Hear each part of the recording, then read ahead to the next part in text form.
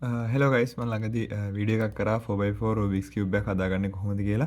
ඉතින් මේ වීඩියෝ එකේ කමෙන්ට්ස් වලට යද්දී මට ළඟදී කමෙන්ට් එකක් ඇවිල්ලා තිබ්බා 3x3 එක විදිහට හදන හැටි හිමින් කියලා දෙන්න කියලා. ඒ වගේම ගොඩාක් ලස්සන කමෙන්ට්ස් ටිකක් ඇවිල්ලා තිබ්බා. ඒ කියන්නේ හිතට වදින ලොකු කමෙන්ට්ස් ටිකක් ඇවිල්ලා තිබ්බා මේ එතකොට ඉතින් මේකේ කමෙන්ට්ස් දෙකක විතර කියලා තිබ්බා 4 1 3 1 විදිහට හදන හැටි ස්ලෝ කියලා දාන්න කියලා සහ අනික එක අන්තිම ටික ස්ලෝලි කියලා දෙන්නකෝ ප්ලීස්. එඩ් ටිකත් හැදුවා. ලාස්ට් ටික ඕනේ 3x3 එකේ එන දකුණත් නීතිය දැම්මොත් හරි නේද? ස්ලෝ කියලා දෙන්න කියලා. එතකොට මේ අතර මම දකුණත් නීතිය කියලා ගන්නම් දන්නේ නැහැ ඇත්තටම. ඒක අර එක කට්ටිය කියලා දෙන්න එක විදි පාවිච්චි කරනවා. ඉතින් මම මේ වීඩියෝ එක කරන්නේ එක්සාම්පල් සොල්ව එකක් දෙන්න. ඒ කියන්නේ මේ Rubik's Cube එක 4x4 එකක් එක්සාම්පල් එකක් විදිහට හදලා පෙන්නන්න 3x3 එකක් විදිහට හදන්නේ කොහොමද කියන එකත් එක්ක. ඉතින් ඔයාලට 3x3 එක හදන විදිය තාමත් ප්‍රශ්නයක් නම් මම quality tutorials දෙකක් කරලා දෙනවා. එකක් beginner method එක අනික එක advanced method එක. ඒ දෙකටම tutorials කරලා දෙනවා. ගිහිල්ලා බලන්න 3යි 3 හදන එක තව ටිකක් ප්‍රශ්නයක් නම් මේ example solve එකනොත් පස්සේ. එහෙනම් අපි කෙලින්ම example solve එකට බහිමු. හරි 4x4 Rubik's Cube එකක් හදන්න තමයි අපි පටන් ගන්නෙ. මම ඉතින් මේකට tutorial එක දාලා තියෙන්නේ. බලලා නැති කට්ටිය ඉන්නවා නම් ගිහිල්ලා tutorial එක බලන්න. මේක බැලුවට සම්පූර්ණයෙන්ම තේරෙන්නේ නැති වෙයි. හරි. අපි මුලින්ම පටන් ගන්න ඕනේ මෙන්න මේ විදිහට බාස් හදලා. එතකොට ඔයාලට කැමති පැත්තකින් පටන් ගන්න පුළුවන්. ඇත්තට මට මේකේ පටන් ගන්න ලේසි වුණා තැඹිලි පැත්ත. ඉතින් මම තැඹිලි පැත්ත පටන් ගත්තා. ඊට පස්සේ මම ගියා එක පැත්තක් හැදුවට පස්සේ අනිත් පැත්තට එන්න කියලා. අනිත් පැත්ත මේ හදාගෙන ඉන්න කියලා මෙහෙම උඩට දාලා ආයෙ තිබ්බ දැනට ගන්න ඕනේ නැත්නම් තැඹිලි පාට කැඩෙනවා. හරි. එතකොට එහෙම තමයි අපි සෙන්ටර්ස් හදන්නේ හැම වෙලේම. ඊට පස්සේ අපිට පුළුවන් මෙන්න මේ කෑල්ල මෙහෙම හදාගෙන ඊට පස්සේ ආයේ මේක උඩට දාද්දි මෙන්න මෙහෙම මේකට මේක කෙලින් තියලා උඩට දාලා ඊට පස්සේ ආපහු සෙන්ටර් එක හදාගන්න පුළුවන්. හරි. ඔන්නෝම තමයි මම කිව්වේ මුලින්ම දෙපැත්තේ සෙන්ටර් දෙකක් හදාගන්න කියලා. මම සමහර වෙලට ටියුටෝරියල් එකේ කියලා දෙන්නේ නැති සුදු පාට හදමු කියලා. හැබැයි ඕන පාටක් හදන්න පුළුවන්. කිසි ප්‍රශ්නයක් නැහැ. එතකොට මෙන්න මේ වගේ කතර අතට එකම පාට තියෙන එක පොඩ්ඩක් අපිට කරදරයි. එතකොට අපි ඒ නිසා කරන්න ඕනේ මේ කතර අතට තියෙනවා බාස් කරගන්න එක. සහ අපිට මේ පොලිම විතරයි කරගන්න පුළුවන්. මේ පැත්ත කරගන්න බෑ. කරගොත් මෙන්න මේක කැඩෙනවා. ඒ නිසා මේ අපිට ෂේප් එකේ හදාගෙන යන්න පුළුවන්. හරි. එතකොට මෙන්න මේ දෙක මැචින් තියෙනවා.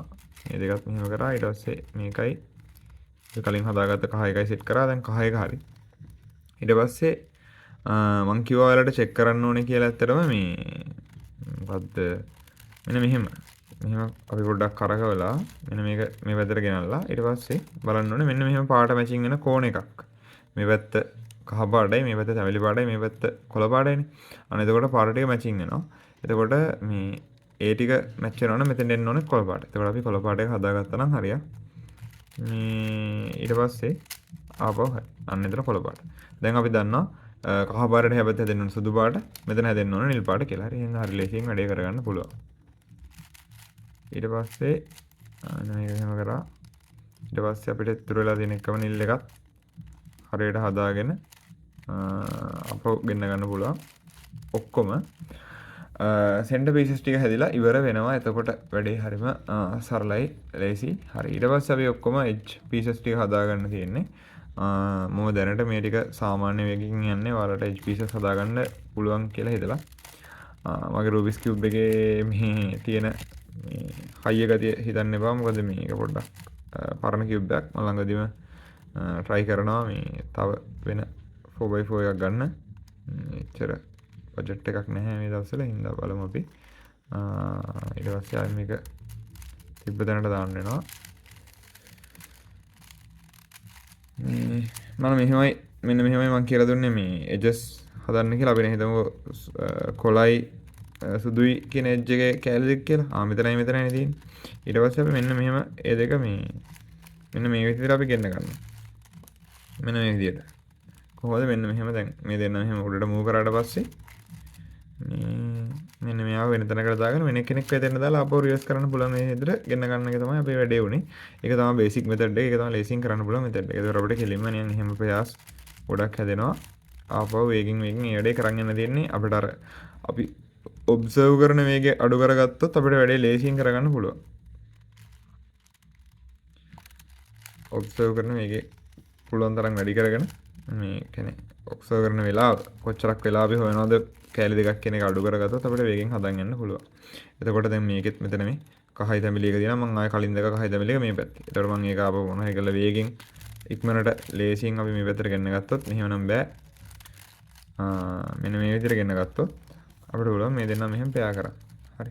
එහෙනම් එහෙම අර වේගෙන් කරන්න එක පැත්තක සෙට් එක ඉවරුනාට පස්සේ අනිත් පැත්තට මාරු වෙන්නේ. එතකොට අනිත් පැත්තේ තියෙන කැඩිච්ච ආපහු මෙතන ගෙන්න ගන්න පුළුවන්. අපිට එතකොට ආය අවුලක් වෙන්නේ නැහැ.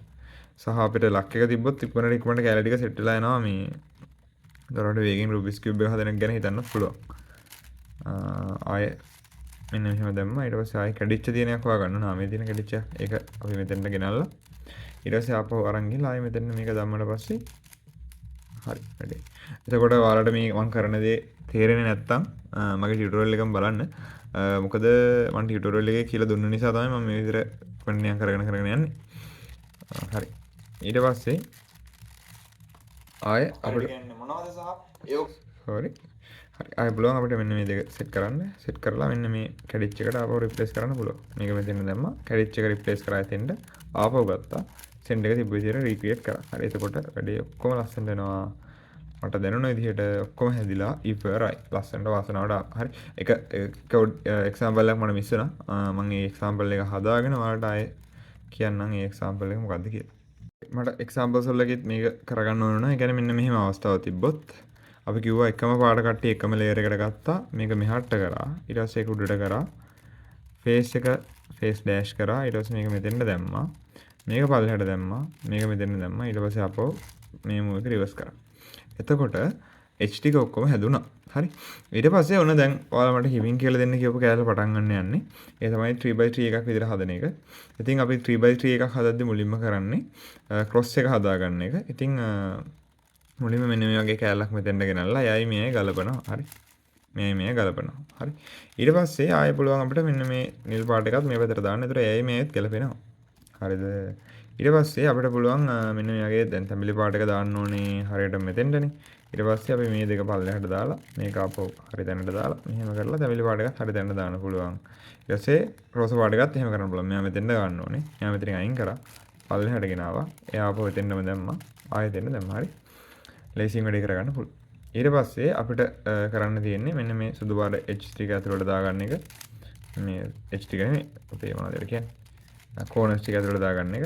ඊට පස්සේ දෙවෙනි ලේයර් එක දාගන්න පුළුවන්. ඔයාලා ඕනම කරන ඔයා කැමති F2L method එකකින් වැඩේ කරන්න පුළුවන්. මොකක් වුණත් කමක් නැහැ. මම ඊට වඩා advanced F2L method එකක් පාවිච්චි කරන්නේ මේ මෙතනින් එහාට හදන්න. හරි.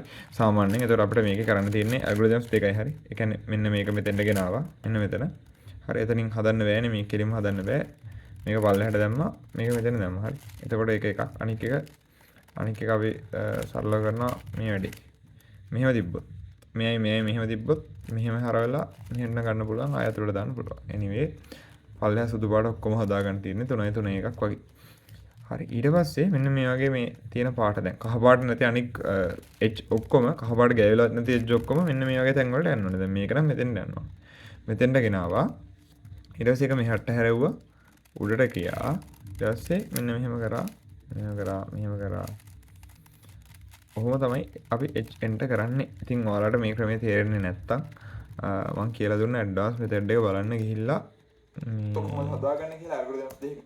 sorry advanced method එක බලන්න ගිහිල්ලා මගේ channel එකේම තියෙනවා.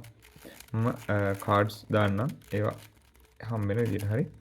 ඊට පස්සේ මේක මෙහෙම කරා. ආයතනට දැම්ම හරි. එතකොට මේවා ලස්සනට මේ ටික අතුරට යනවා. හරි.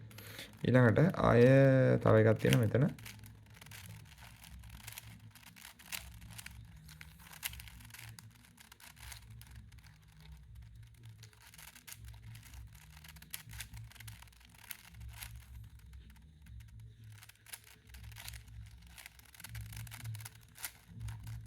දාන්න හරි. මේ මගේ හිමින් හදන එක ගැන හිතන්න එපා. ඉතින් ඔයාලට මේ වගේ වෙලාවක් දකිනකොට ඔයාලට තේරෙන්න ඕනේ මෙතන පැරිටි එකක් තියනවද නැද්ද කියලා. මට කියන්නත් සතුටුයි මෙතන පැරිටි එකක් නැහැ. හරි. මොකද මේ මෙන්න එහෙම එල් හැඩයක් තියෙන්න පුළුවන්. ඒ නිසා අපි එල් හැඩයට කරන්න තියෙන ඇල්ගොරිතම් එක කරමු. ඉතින් ඔයාලගේ ඉන්න ලෙවල් එක අනුව මේක එක විදිහට ඇල්ගොරිතම්ස් වෙනස් වෙනවා. ඉතින් මම දන්නවා මෙන්න මෙහෙම ඇල්ගොරිතම් එකක් කරාම හරි කියලා. එල් එක මෙහෙම ඉස්සරහා පැත්තට තියාගෙන මෙන්න මෙහෙම එකක් කරනවා. එතකොට එතකොට පාරක් වගේ එකක් හැදෙනවා. ඊට පස්සේ පාරට ආයෙ ඇල්ගොරිතම් එක කරනවා. එතකොට පාර ඉවර වෙලා කොස් එකක් වගේ හැදෙනවා. මේ තරම් කොස් එකක් හැදිලා මාළු එකත් හැදිලා. එතකොට ආයෙ මාළු වගේ ඇල්ගොරිතම් එක කරන්න තියෙනවා. ඉතින් මේ දේවල් ඇත්තටම මට ආයෙ කියලා දෙන්න අමාරුයි. ඔයාලට ගිහිල්ලා බලන්න වෙනවා 3x3 ටියුටෝරියල් එක මගේ. හරි ඊට පස්සේ ඊළඟට අපිට ඇවිල්ලා තියෙනවා සිටුේෂන් එකක් මෙන්න මේ විදිහට මේ දෙන්න සෙට් වෙලා තියෙන. ඉතින් එහෙනම් මේ දෙන්නා මාරු කරගන්න වෙනවා. අපිට මේ දෙන්නා මාරු කරගන්න පුළුවන්. මෙන්න මේ විදිහට. ඊට පස්සේ එහෙම කරා හරි ඊට පස්සේ මෙහෙම ගලපා ගත්තා. දැන් අපිට හිතෙනවා පැරිටි එකක් තියනවද නැද්ද? පැරිටි එකක් නැත. ඒ හින්දා අවුලක් නෑ මෙන්න මේක.